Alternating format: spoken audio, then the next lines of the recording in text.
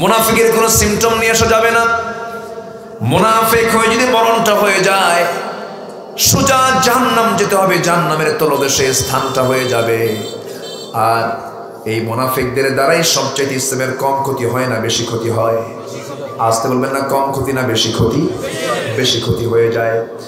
মুনাফিক চেনার কিছু লক্ষণ আছে। নাম্বার 1, রাসূল বলেছেন যখন সে কথা বলে মিথ্যা কথা বলে, যখন সে ওয়াদা করে ভঙ্গ করে, আমানত রাখলে পরে আমানত খেয়ানত করে। নাম্বার 4 হলো যখন সে কথা বলতে নেয়, কথা বলতে সারতে না পারলে খারাপ কথা কয়। আছে নাকি? আছে। মুখে খারাপ গালি টেলে আছে নাকি? আছে। যার মুখে খারাপ কথা বেশি তার নিফাকতা বেশি, মুনাফিকি বেশি।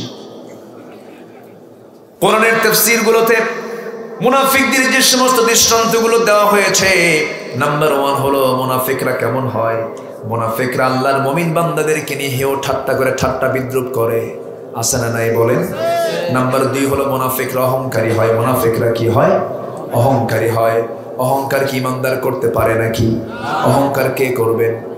আসতে বলবেন না, কে করবেন? ক্ষমতার অহংকার আছে না নাই? ক্ষমতার অহংকার আছে? টাকার অহংকার, চেহারার অহংকার। চেহারাটা একটু সুন্দর তো, বডিটা ভালো, রাস্তায় যখন হাঁটে বুঝায় আমি একখান মাল যাচ্ছি, বুঝছো? আছে না? আছে না? বিশাল বড় বুঝায়। কিন্তু তুমি কি জানো, যদি তোমার একটু স্ক্রু যদি ঢিল করে দেওয়া হয়, বেশি না খালি বাথরুমে খেলে আনাকুম জানাকুম, কি সব শেষ? সব কি শেষ? চেহারার বড়াই করা যাবে না, ক্ষমতার বড়াই করা যাবে না। ক্ষমতায় আজ আসি কাল নাই, ক্ষমতার বড়াই কেউ করতে পারে না। ক্ষমতার বড়াই একমাত্র কে করবেন? আবার কিছু কিছু লোক আছে ক্ষমতায় জনগণ দেখতেই চায় না, কিন্তু সুপারগুলো আটা দিয়ে বসে থাকে। আছে না নাই? আমার বন্ধুগণ, নাম্বার 3 হলো মিথ্যা বলতে বলতে এই সমস্ত মুনাফিকদের মানসিক রোগ হয়েছে, মিথ্যা ছাড়া কোনো কিছুই চালায় না। এরপরে মুমিনদেরকে যারা আখ্যা দেয়, মুমিনদেরকে মূর্খ আখ্যা দেয়, ইসলামের পথে তারা বাধা দেয়। নাম্বার 5 হলো পবিত্র কোরআনের আয়াতগুলোকে নিয়ে হেয় করে ঠাট্টা করে। নাম্বার 6 অন্যের সম্পদ লুণ্ঠন করে। নাম্বার 7 মানুষের সঙ্গে বিনা কারণে বিবাদে জড়ায়, ঝগড়া লাগায়, পায়ের সঙ্গে পা বাড়ি মেরে মারামারি লাগে। আছে না নাই বলে? আছে। নাম্বার 7 হলো মানুষের সঙ্গে বিনা কারণে বিবাদে জড়ায়, কাফেরদের সঙ্গে সখ্যতা রাখে। আমার দেশে বহু মুসলমান আছে যার বউ হলো হিন্দু। আছে না নাই? আছে না? আছে। হিন্দু বউ, মুসলমান স্বামী। এখন সন্তানটার নাম কি রাখবে? শ্রী মোহাম্মদ নাকি এরকম কিছু রাখবে নাকি? আছে না? এরকম আছে না? আছে। আচ্ছা, এগুলো মুনাফিকের লক্ষণ না ইমানদারের লক্ষণ? মুনাফিকের লক্ষণ। আল্লাহ রাব্বুল আলামিন তার ব্যাপারে বলছেন, মা ইয়ানতিকু আনিল হাওয়া ইন হুয়া ইল্লা ওয়াহয়ুন ইউহা। আমার নবীজি বানিয়ে বানিয়ে কোনো কথা বলেন নাই, যা বলেছেন কার ওহী? আল্লাহর ওহী। একটা কথাও তিনি কখনো বানিয়ে বলেন নাই, অতিরঞ্জিত করে বলেন নাই। যদি তিনি বলতেন, আল্লাহ শক্ত কথা তাকে জানিয়েও দিয়েছেন, ওয়ালাউ তাকাওয়ালা আলাইনা বা'দাল আকাবিল। যদি তিনি বানিয়ে বানিয়ে জোড়া লাগিয়ে যদি কোনো তিনি কথা বলতেন, আল্লাহ তাকে বলছেন আমি তার কণ্ঠনালীকে কেটে ফেলে দিতাম। চিন্তা করেন, চেপে ধরতাম। এই জন্য আল্লাহ তাআলা যা বলেছেন সমস্ত কথাগুলো কার কথা? আসতে বলবেন না, কার কথা? আল্লাহর কথা। তিনি বললেন, শোনো, তোমরা আমাকে যে 3টে প্রশ্ন করেছো, এই 3টি প্রশ্নের জবাব আমি আগামীকালকে দেব। কিন্তু ইনশাআল্লাহ তিনি বলে গেছেন। পরের দিন ওহী নাযিল হয় না, তার পরের দিন ওহী নাযিল হয় না। প্রায় 2টা সপ্তাহ চলে গেল। আমার নবীজি চিন্তায় পড়ে গেলেন। আল্লাহর পক্ষ থেকে আবার ওহী নাযিল হয়ে গেল। রাসূলকে জানিয়ে দেওয়া হলো, ওয়ালা তাকুলান্না লিশাইইন ইন্নী ফাইলুন যালিকা গাদান ইল্লা আইয়াশা আল্লাহ। নবী, আপনি কোনো কথা বলতেনি, আপনি কখনো শুধু বলবেন না আমি আগামীকালকে এই কাজটা করব না, সাথে আপনি বলবেন কি?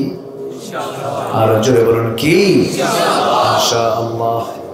সকল কাজে ভবিষ্যতে কোনো কাজ সম্পাদন করব আমরা বলবো কি বলে ইনশাআল্লাহ। অন্যের জমি দখল করব, দেখছো ইনশাআল্লাহ কইছে। খারাপ কোনো কাজের চিন্তা করলে ইনশাআল্লাহ বলা যাবে না। কি কথা বুঝতেছেন কি? খারাপ কাজে কোনো কাজের ইরাদা করলে ইনশাআল্লাহ বলা যাবে না। মন্দ কোনো কাজ সম্পাদন করে আলহামদুলিল্লাহ বলা যাবে না। আল্লাহর নামটা নেব আমরা খারাপ জায়গায় না ভালো জায়গায়? খারাপ জায়গায় কার নাম নেবেন বলেন? হ্যাঁ, ও খারাপ জায়গা গিয়েও তো নাউজুবিল্লাহ বলতে হবে, এটা কেমন হলো? খারাপ কাজের জায়গায় যাওয়াই যাবে না। ইমানদার খারাপ কোনো কাজে যাবে না। তাআওয়ানু আলাল বিররি ওয়াত তাকওয়া ওয়ালা তাআওয়ানু আলাল ইসমি ওয়াল উদওয়ান। ভালো কাজে তোমরা, তাকওয়ার কাজে তোমরা পরস্পরকে সহযোগিতা করবে। যেখানে পাপ আছে, যেখানে তোমার জন্য বিপদ আছে, সেই জায়গায় তুমি যাবে না, সাহায্য করবে না। অন্যায় কাজের দিকে তুমি তোমার পা বাড়াবে না, তোমার হাত বাড়াবে না, তোমার চিন্তা ওই দিকে নেবে না। কার কথা? আসতে বলবেন না কার কথা? কিন্তু সমাজে কিছু লোক আছে ভালো কিছু কাজ করে আবার মন্দ কাজও করে। আল্লাহ খুশি থাক, শয়তানও বেজার না হোক, এই টাইপের লোক আছে না ভাই? এটা নিয়ে তো কথা আজকে আমার, এই প্রসঙ্গটি নিয়ে আজকে আমার আলোচনা। ভালো কাজও করে মন্দ কাজও করে, দুই কাজ আবার হিসাব করে, যে দুটা হিসাব কইরা যদি একটু ওজন টোজন বেশি হয় পণ্যের, জান্নাত তো পাবোই একদিন, আল্লাহ আমার জান্নাত না দিয়ে যাবে কোথায়? এরকম হিসাব করা কিছু লোক আছে না নাই? আচ্ছা, এইরকম হিসাব করে জান্নাত পাওয়া যাবে না। জান্নাত পেতে হলে সকল তাগুতকে পরিহার করতে হবে, সমস্ত অন্যায়গুলোকে নিজের জীবন থেকে বাদ দিতে হবে। আল্লাহ রাব্বুল আলামিন বলছেন, ফামান ইয়াকফুর বিত-তাগুতি ওয়া ইউমিন বিল্লাহ ফাকাদ ইসতামসাকা বিল উরওয়াতিল ওয়ুসকা লা ফিসামা লাহা। জোরে বলুন আল্লাহু আকবার। এই দুনিয়াতে যে সমস্ত বান্দাগুলো তাগুতকে পরিহার করবে, তাগুত মানে হলো যে নিজে ইসলাম মানে না, অন্য কাউকে ইসলাম মানতে বাধা দেয়, এমন গোষ্ঠী তো বাংলার জমিনে মনে হয় নাই। আসতে বলবেন না আছে না নাই? নিজে ইসলাম মানে না, অন্য কাউকে ইসলাম মানতে বাধা দেয়, মানতে দেয় না, এই গোষ্ঠীর নাম হলো তাগুত। এই গোষ্ঠীর নাম কি? মদ খাওয়া কি? আসতে কয় আরো জোরে, মদ খাওয়া কি? জেনা করা কি? সুদ খাওয়া কি? জুয়া খেলা কি? এগুলো কি আমাদের দেশে আছে? আছে তো না? আছে। এই যে আমি চারটে গুনার কথা বললাম, মদের কথা বললাম, জুয়ার কথা বললাম, জেনার কথা বললাম, এরপরে সুদের কথাগুলো বললাম, এই সমস্ত কাজের সঙ্গে যারা জড়িত, নামের আগে মোহাম্মদ আছে না নাই? বলেন আছে না নাই? নামের শেষে ইসলাম আছে না নাই? শহীদুল ইসলাম, শরীফুল ইসলাম, শফিকুল ইসলাম, সব নামের শেষে ইসলাম লাগানো, নামের আগে মোহাম্মদ লাগানো। আবার হজ করে আসছে, আবার হাজিও লাগানো। হাজি না বললে মন খারাপ হয়ে যায়, আছে না নাই? বলেন মন খারাপ হয়ে যায়। কিন্তু নিজের সুদ খান, অতএব নামের আগে লেখা দরকার বিশিষ্ট সুদখোর হাজি অমুক। কি এটি কি লেখে? লেখে না।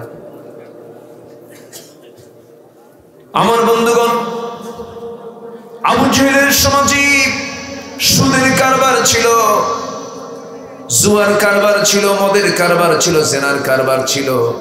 আজকের সমাজে অপরাধগুলো রয়ে গেছে। এখন আপনি কি বলতে পারবেন, আমি কি বলতে পারবো এটা কি ইসলামী সমাজ নাকি? ইসলামী সমাজ আমি বলতে পারবো না। আবু জেহেলের সমাজেও যা ছিল, এই সমাজেও আমরা আজকে তাই দেখতে পাচ্ছি। আগে ছিল অল জাহেলিয়াত, এখন হলো নিউ জাহেলিয়াত। বরং আগে যা ছিল না, এখন কিছু আমরা নতুন করে লক্ষ্য করছি। মৃত লাশের উপরে জেনা হয়, ঠিক কিনা বলেন? এমন রিপোর্ট আছে না নাই? বলেন। 3 বছরের শিশু পর্যন্ত ধর্ষিতা হয়েছে আমার দেশে। কোন ইতিহাস আমরা পাই নাই, জাহেলি যুগের কোন ইতিহাসকেও আমরা দেখতে পাই নাই এমন ধরনের আচরণ করা হয়েছে যা আমরা লক্ষ্য করতে পারছি। আমার বন্ধুগণ, এখন এই সুদ, এই মদ, এই জেনাই, এই সমস্ত অপরাধগুলো সমাজ থেকে দূর করার জন্য শুধু ওয়াজ করলে হবে না, এর জন্য আন্দোলন করার দরকার আছে, সংগ্রাম করার দরকার আছে, সম্মিলিত শক্তির এখানে প্রয়োগ করার দরকার আছে না নাই? আছে। আল্লাহ তাআলা আমাকে কেন দুনিয়াতে পাঠালেন? আল্লাহ রাব্বুল আলামিন বলেন, কুনতুম খায়রা উম্মাতিন উখরিজাত লিন-নাসি তা'মুরুনা বিল মা'রুফ ওয়া তানহাউনা 'আনিল মুনকার ওয়া তু'মিনুনা বিল্লাহ। জোরে বলুন আল্লাহু আকবার। তোমরা এই শ্রেষ্ঠ জাতি, মানুষের কল্যাণের জন্য তোমাদেরকে দুনিয়াতে পাঠানো হয়েছে। তোমরা কি করবে? সৎ কাজের আদেশ দেবে, অসৎ কাজের বাধা প্রদান করবে, আর ঈমান আনবে কার উপরে? আসতে বলবেন, ঈমান আনবে কার উপরে? আল্লাহর উপরে। আমার বন্ধুগণ, সৎ কাজের আদেশ দেওয়া, অসৎ কাজের বাধা দিতে গেলে যারা সুদ খাবে তারা কি আপনার উপরে খুশি হবে নাকি? যারা জেনার কাজ করবে তারা কি খুশি হবে নাকি? যারা মোনাজাত নিয়ে বসবে, মোনাজাত নিয়ে বসা পর্যন্ত মোনাজাতে বসে আছে নাকি? এলাকায় আছে?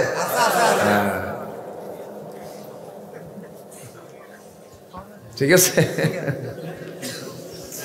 কি সুন্দর মোনাজাত নিয়ে বসে, 6-7 জন গোল হয়ে বসে, মনে হয় কি মুরাকাবা মুশাহাদা আছে না?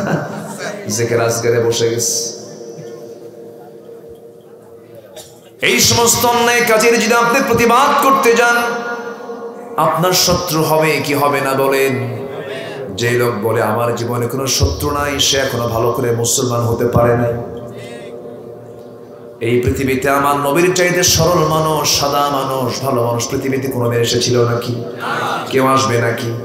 নবী মক্কার মানুষ মদিনায় কেন গেলেন? দিনের বেলা ঘর থেকে বের হয়েছে না রাতের বেলা ঘর থেকে বের হয়েছে? দিনের বেলা, রাতের বেলা? রাতের বেলা। প্রকাশ্যে না গোপনে?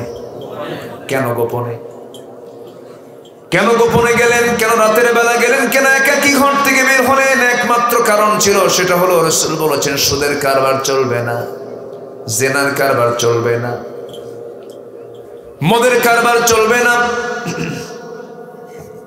আমার নবীজি যখন এই জাতীয় সমাজ বিরোধী, মানব বিরোধী, মানবতার কল্যাণে যেগুলো কাজে আসে না, এই সমস্ত অন্যায়ের বিরুদ্ধে যখন কথা বলা শুরু করলেন, আবু জেহেল বলল, মদ আমার পানির চেয়ে প্রিয়, জেনা আমার কাছে সবচাইতে প্রিয় কাজ, সুদ হচ্ছে আমার কারবার, মুহাম্মদকে দুনিয়া থেকে বিদায় করে দাও।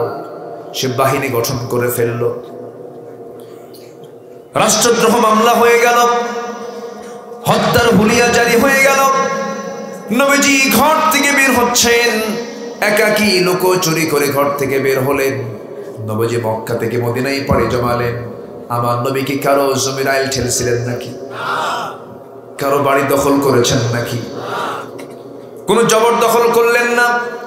আমার নবীর দ্বারা কথায় কাজী চুল পরিমাণ কোনো ক্ষতি পৃথিবীর কোনো মানুষের হলো না। সে রাসূলের বিরুদ্ধে মামলা হলো কেন? হত্যার হুলিয়া জারি কেন জারি করা হলো? তার বিরুদ্ধে কেন হত্যার নির্দেশ দেওয়া হলো? দেশ থেকে অর্ডার কেন দেওয়া হলো? একমাত্র কেবলমাত্র কারণ হলো আমার নবীজি বলেছেন, ওয়ামা উমিরু ইল্লা লিয়া'বুদুল্লাহা মুখলিসিনা লাহুদ্দীন। আমার নবীজি এই ষড়যন্ত্রের শিকার হয়েছেন। তিনি শুধু চেয়েছেন কারো ইবাদত করা যাবে না, কারো গোলামি করা যাবে না, গোলামি করতে হবে একমাত্র কেবলমাত্র শুধুমাত্র কার? আল্লাহ। নবীজি দেশ ছাড়া হয়ে গেলেন। অনেকে বলে, হুজুর আমি কোনো দল করি না, আমি নিরপেক্ষ, আমার কোনো শত্রু না, আমি নিরিবিলি মানুষ, আমার কোনো দল টল নাই। যে বলে আমি নিরপেক্ষ, নিরপেক্ষ মানে যার কোনো পক্ষ নাই। আল্লাহ বলছেন তোরা আমার দল করবি, হিজবুল্লাহ। কি? কার দল? আল্লাহর দল করতে বলেছেন কে?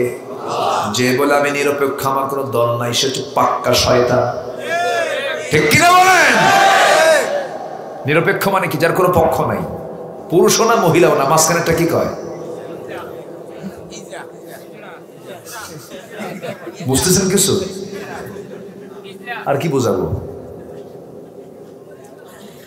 আমি মানুষ, আমাকে প্রতিবাদ শিখতে হবে। আমি মানুষ, আমার অন্যায়কে অন্যায় বলতে হবে। আমি মানুষ, আমাকে দিনকে দিন বলতে হবে। আমি মানুষ, আমি রাতকে রাত বলতে হবে। জুলুমকে জুলুম বলতে হবে। নিরাপত্তাকে নিরাপত্তা বলতে হবে। সুদকে সুদ বলতে হবে। ব্যবসাকে ব্যবসা বলতে হবে। কিছু মানুষ আছে কিচ্ছুই বলে না, চুপ করে থাকে। যেদিকে বৃষ্টি সেই দিকে ছাতা। আছে না নাই বলে? উনি গা ভিজাবেন না, উনি গা। এই জাতীয় লোকের পরিচয় হলো এই সূরার নাম কি আজকে বলেন? বলেন কি নাম? মুনাফিকুন। মুনাফিকুনদের কাতারে চলে গেলে পরে মুনাফিকদের শাস্তি সবচেয়ে কম না বেশি? কম না বেশি? আল্লাহ রাব্বুল আলামিন বলেন, ইন্নাল মুনাফিকিনা ফিদ দারকিল আসফালি মিনান নার ওয়া লা তাজিদ লাহুম নাসীরা। মুনাফিকদের জন্য সবচেয়ে জাহান্নামের তলদেশ তাদের জন্য বরাদ্দ হয়ে যাবে। তাদেরকে দিয়ে জাহান্নাম উদ্বোধন করা হবে, ভিত্তি রচনা করা হবে, এবং তাদের জন্য কোনো সাহায্যকারী থাকবে না। কারণ মুনাফিকদের দ্বারা, কাফেরদের দ্বারা, মুশরিকদের দ্বারা যতটুকু ইসলামের ক্ষতি বেশি হয়েছে, ক্ষতি যতটুকু হয়েছে তার চেয়ে বেশি ক্ষতি হয়েছে হলো মুনাফিকদের দ্বারা। আমার কথা কি বোঝা যায়? মুনাফিক কিন্তু কোনো কাফের নয়, মুনাফিক কিন্তু মুশরিক নয়।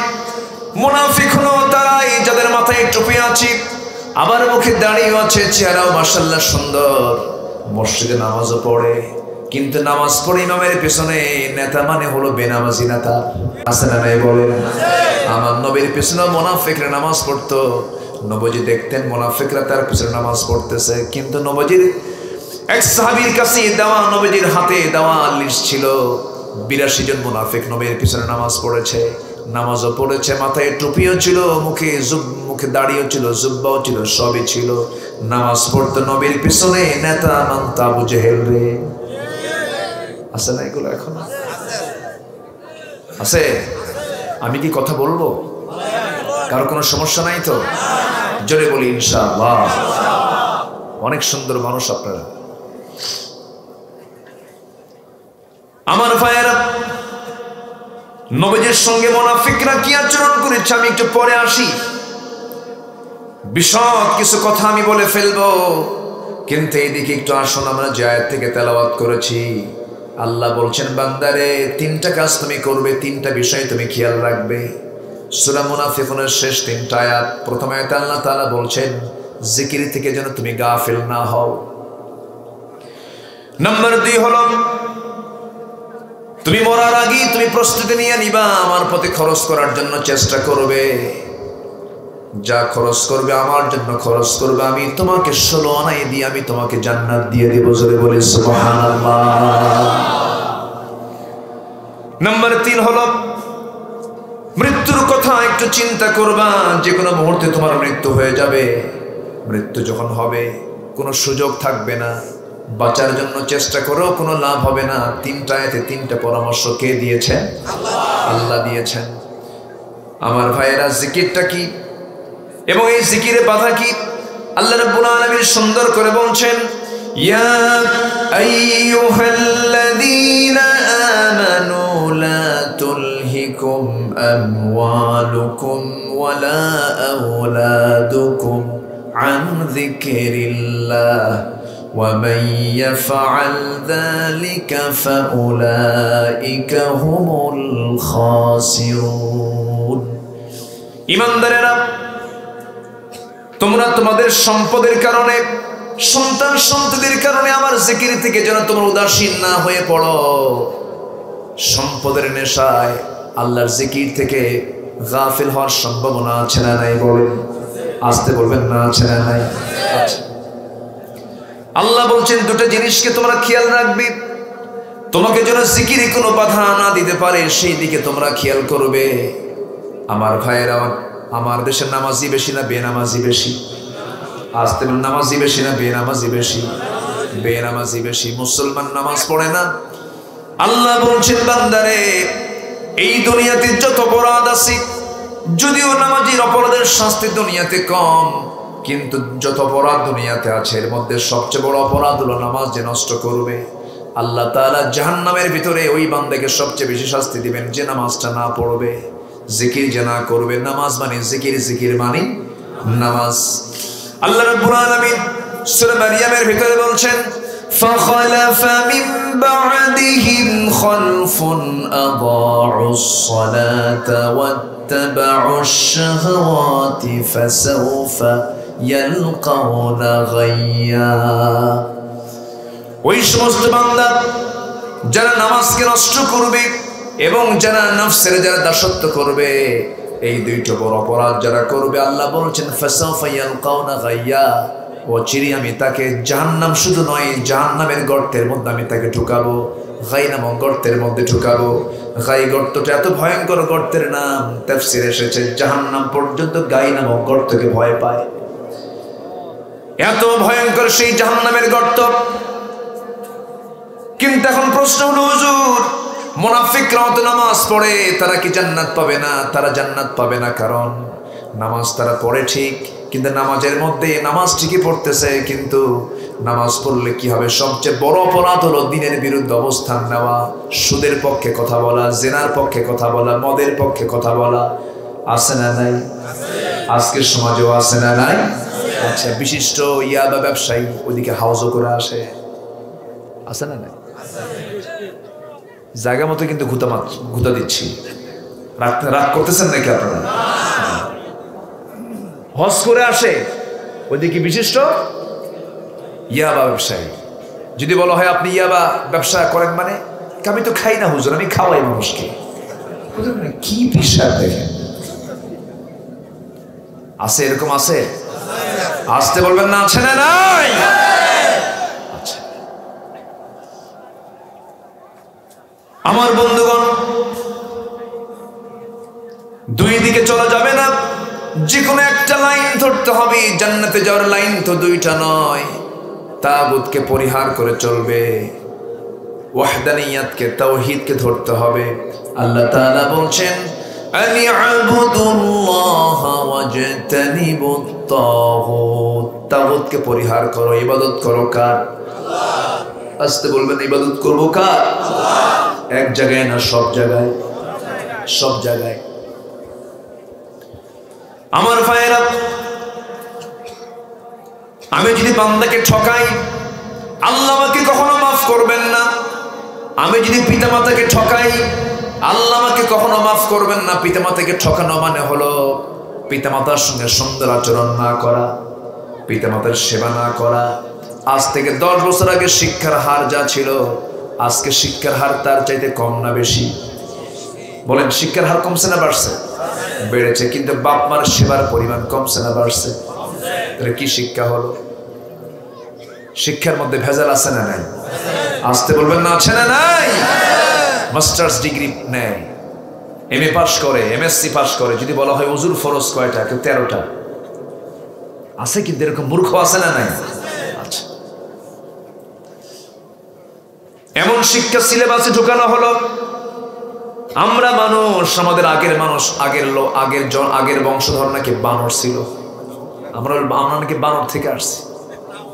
যেরকম নাউজুবিল্লাহ। ক্লাস 6 এর সিলেবাসে ডারউইনের মতবাদ ঢুকানো হয়েছে। ডারউইন একটা মদ খাওয়া মানুষ। মদ খায় কি তাল ঠিক থাকে? ও বলছে যে আগে মানুষ নাকি বানর ছিল। আগের মানুষ বানর ছিল, তো ওরা চলতে চলতে হঠাৎ করে এই ডালে ডালে চলতে চলতে লেজটা, মানে ঘর্ষণের লেজটা সরে গিয়ে বানর থেকে মানুষ হয়ে গেছে। এটা বানরের বংশধররাই বলতে পারে। আমরা বানরের বংশধর নই। বানরের বংশধর থেকে শিক্ষা নেওয়ার দরকার নাই। আমরা হলাম আদমের বংশধর।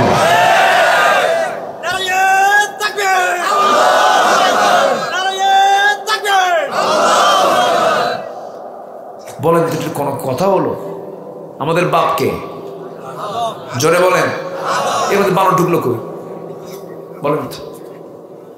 এর মধ্যে বানর ঢুকছে কোথাও? বলতেছে আগের নাম মানুষ নাকি বানর ছিল। কোরআন কি এটা বলে? কোরআন কি এটা বলে? আল্লাহ বলছেন ওয়ালাকাদ কাররামনা বানি আদম, আমি আদম সন্তানকে সম্মান দিয়েছি।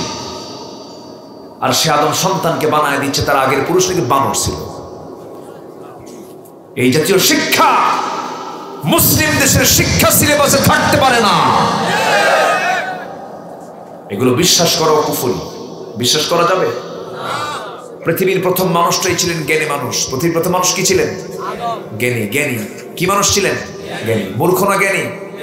জ্ঞানী। আমাদের বাপ কি ছিল বলেন? বলেন। তার সন্তান কি মূর্খ থাকতে পারে? আমরা সবাই কি হব? জ্ঞানী হব। শুধু আলেম জানবে না, শুধু হাফেজ জানবে না, বিশেষ কোনো গোষ্ঠী জানবে না। ব্রাহ্মণ জানলে হিন্দুদের জানা হয়ে যায়, হতে পারে। পাদ্রী জানলে খ্রিস্টানদের জানা হয়ে যেতে পারে। সবার জন্য তাদের জরুরি না জানা নাও হতে পারে। পাদ্রী জানলে খ্রিস্টানদের নাও জানা লাগতে পারে, সমস্যা নাই।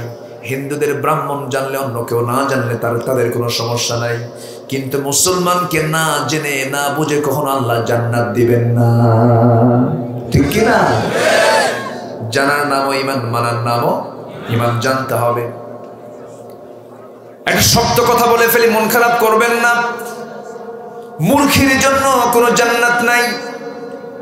মূর্খের জন্য কোনো জান্নাত নাই। আবার ভাববেন না হুজুর বুড়া হয়ে গেছে, এখন তো কোনো পাস করতে পারবো না, পড়াশোনা করতে পারি নাই।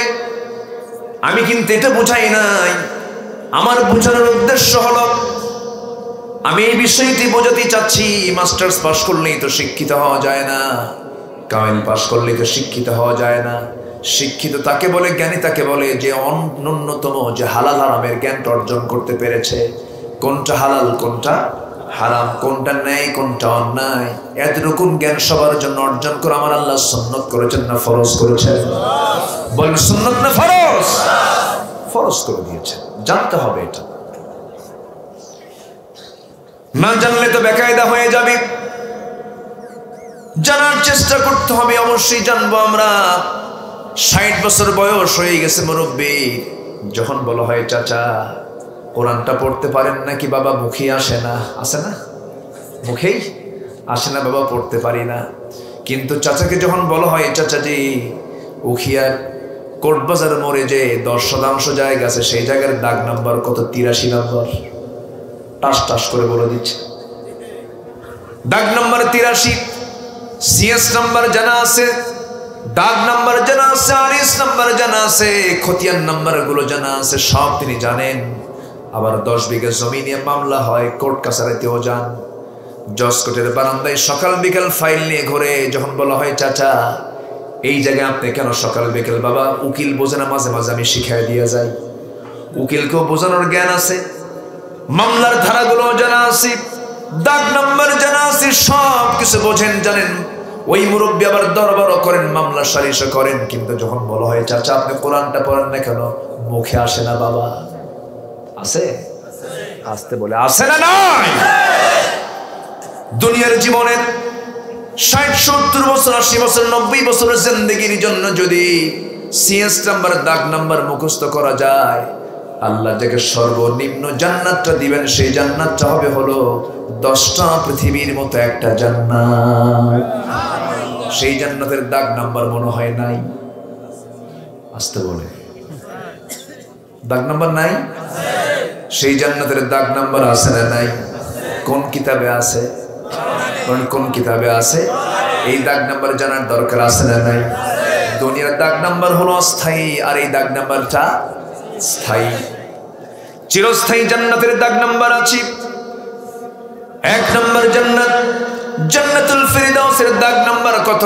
দেখেন আল্লাহ রাব্বুল আলামিন সুন্দর করে দুটো জায়গায় বলছেন। এক জায়গায় বলছেন ইন্নাল্লাযীনা আমানু ওয়া আমিলুস সালিহাতি কানাত লাহুম জান্নাতুল ফিরদাউসি নুজুলা খালিদিনা ফিহা লা ইয়াবগুনা আনহা হিওয়ালা। জোরে বলুন আল্লাহু আকবার। সূরা কাহফের শেষের দিকে আল্লাহ রাব্বুল আলামিন বলছেন, দুটো কাজ যারা করবে আমি তাদের জন্য জান্নাতুল ফেরদাউস বরাদ্দ করব। জোরে বলে সুবহানাল্লাহ। জান্নাতে যাওয়ার কয়টা আমল? এই আয়াতে কয়টা আমল? দুইটা আমল। সূরা মুমিনুনে আল্লাহ রাব্বুল আলামিন জান্নাতুল ফেরদাউস পাবার 7টা আমল শিখিয়ে দিয়েছেন। এই মোট 9টা আমল যদি কোনো বান্দা করতে পারে, আল্লাহ তাআলা বুঝায় দিচ্ছেন 9টা আমলের বিনিময়ে আমি আল্লাহ তোমাকে 1 নম্বর জান্নাতুল ফেরদাউসের ওয়ারিস বানায়া দেব। শুনবেন সেই কথাগুলো? কি শুনবেন? কোন কোন আমলে 1 নম্বর জান্নাত পাওয়া যাবে? মানে শুনবো কি? আমাকে সময় দেওয়া যাবে তো ইনশাআল্লাহ? জোরে বলি ইনশাআল্লাহ। এত সুন্দর মানুষ অনেক ভিতরে এসেছে, ভিতরে না অনেক ভিতরে, কিন্তু ভিতরে দেখি এত সুন্দর একটি জান্নাতের বাগান বানিয়ে নেওয়া হয়েছে। বলি আলহামদুলিল্লাহ। কেউ উঠবেন না, বসুন, কথা আছে। সূরার নাম কি বলেন তো? বলেন, সূরার নাম কি? আচ্ছা, মুনাফিকদের কিছু স্বভাব আমি কিন্তু তুলে ধরার চেষ্টা করেছি। আরো কিছু আল্লাহ তাআলা নিজে কি বলেছেন, মুনাফিকরা কি স্বভাবের হয়ে থাকে। আল্লাহ তাআলা সূরা মুনাফিকুনের শুরুতেই নিজে সাক্ষ্য দিয়ে আল্লাহ তাআলা বলছেন। আল্লাহ রাব্বুল আলামিন বলেন, ইযা জাআকাল মুনাফিকুনা ক্বালু নাশহাদু ইন্নাকা লারাসূলুল্লাহ ওয়াল্লাহু ইয়া'লামু ইন্নাকা লারাসূলুহু ওয়াল্লাহু ইয়াশহাদু ইন্নাল মুনাফিকিনা লাকাযিবুন। জোরে বলুন আল্লাহু আকবার। আল্লাহ রাব্বুল আলামিন বলেন, নিঃসন্দেহে মুনাফিকেরা আল্লাহ সাক্ষী দিচ্ছেন। আল্লাহু ইয়াশহাদু, আল্লাহ সাক্ষ্য দিয়ে বলছেন মুনাফিকরা কখনো সত্যবাদী হয় না। মুনাফিকদের 1 নম্বর চরিত্র হলো, মুনাফিকরা হলো সত্যবাদী না মিথ্যাবাদী? এখন একটু প্রশ্ন করি আপনাদেরকে, বলুন সবাই একটু বলুন তো, আমার দেশে হাসা কথা বেশি কয় না মিছা কথা বেশি কয়? কে কষ্ট পাচ্ছেন আপনারা? ওমরে ফারুক রাদিয়াল্লাহু আনহুর নাম তো সবাই শুনেছেন। এক মাহফিলে বললাম, কি ওমরে ফারুককে চেনেন? সামনে থেকে এক বাচ্চা দাঁড়ায় বলে, হুজুর আমি চিনি, আমাদের বাড়ির দোতলায় ভাড়া থাকে।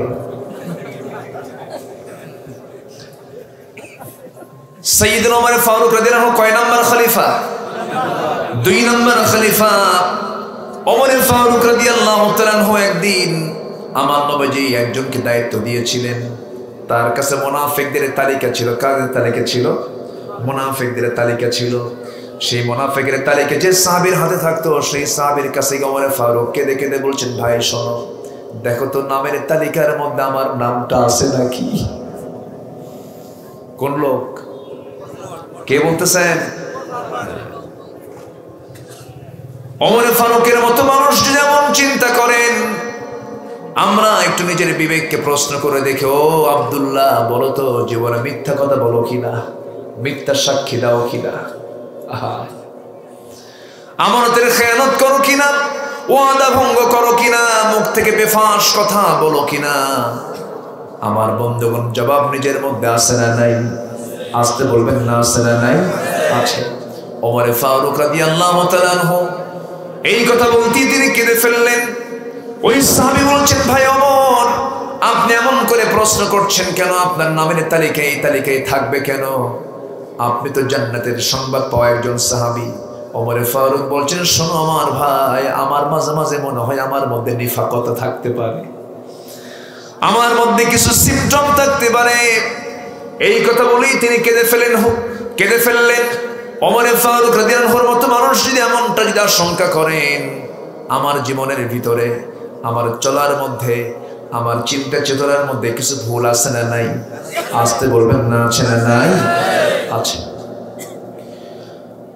আমার বন্ধুগণ, সাইয়েদনা ওমর ফারুক রাদিয়াল্লাহু তাআলা আনহু সামনে দাঁড়িয়ে আছেন। সেই সাহাবী বলছেন, ভাই ওমর, মুনাফিকরা 5 ওয়াক্তের মধ্যে 3 ওয়াক্ত নামাজ পড়তে পারে, কিন্তু মুনাফিকরা ফজর নামাজ, এশার নামাজ পড়তে পারে না।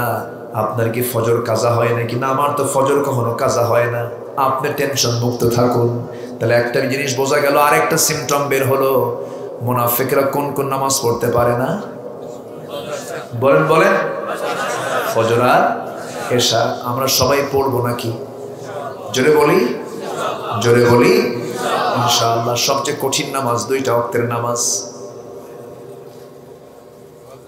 ফজর নামাজ, এশার নামাজ। যদি কোনো বান্দা জামাতের সঙ্গে আদায় করতে পারে, আল্লাহ রাব্বুল আলামিন গোটা রাত কিয়ামুল লাইলের সমান সওয়াব তার আমলনামায় দিয়ে দেন। নামাজ পড়বো আমরা কয় ওয়াক্ত? আসতে বলবেন না, কয় ওয়াক্ত নামাজ? একা না জামাতে? বুঝে না না বুঝে, জেনে না না জেনে, সময় না সময়ে সুন্দর করে নামাজ আমরা পড়বো। ভাইরে, যে কোনো মুহূর্তে আমরা মরে যেতে পারি। কত আলোচক, কত বক্তা বক্তৃতার মঞ্চে বসে কথা বলতেনি, সেখানে লাশ হয়ে মঞ্চ থেকে নেমে পড়েছেন, আছে না নাই? মরহুম মকবুরে কিউম সিফাতুল্লাহ বড় একজন বড় আলেমে দিন ছিলেন রাহিমাহুল্লাহ। বক্তৃতার মঞ্চে কথা বলতে বলতে লাশ হয়ে দুনিয়া থেকে বিদায় নিয়েছেন। শ্রোতার সঙ্গে কথা বলতে বলতে লাশ হয়ে দুনিয়া থেকে বিদায় নিয়েছেন। কে কখন মরে যাব জানি না। এই জন্য এই পৃথিবীতে যত অপরাধ আছে, এর মধ্যে সবচেয়ে বড় অপরাধ হলো নামাজ না পড়া। সবচেয়ে শাস্তি হবে কার বেশি বলেন?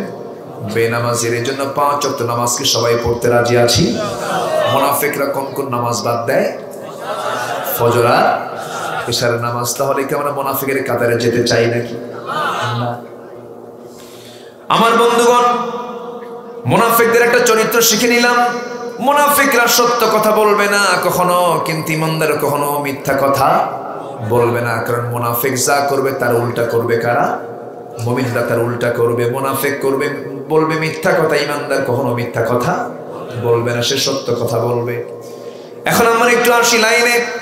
মুমিনদের চরিত্র কেমন হওয়া উচিত, কেমন হওয়া দরকার, কোন কোন চরিত্র আনলে পরে আল্লাহ তাআলা 1 নাম্বার জান্নাত, জান্নাতুল ফিরদাউস দিয়ে দিবেন।